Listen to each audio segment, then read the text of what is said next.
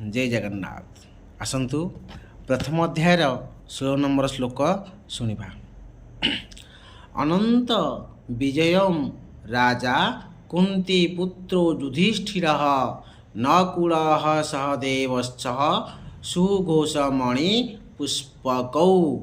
यार अर्थ हेउछि युधिष्ठिरंक अनंत विजय शंख एवं नकुलंक सुघोष शंख एवं सहदेवंक मणिपुष्पक शंख एसबु समस्त शंख कृष्णंकर शंख बाजिबा क्षणी एमाने मध्य सबु पांडव माने मध्य एका संघर शंख बजेबाकू लागिले।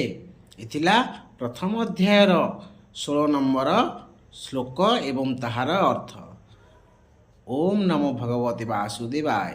आपण मानक केमती लागिला निहाती कमेंट करेंगे एवं जदि आपको भल लगिला निश्चित अन्य जन को शेयर करंतु। जेहेतु आम जड़े सनातनी एवं भगवत गीता प्रेमी आमे निहाती न पढ़ी पारे शुणा आवश्यकता अच्छी। जय जगन्नाथ।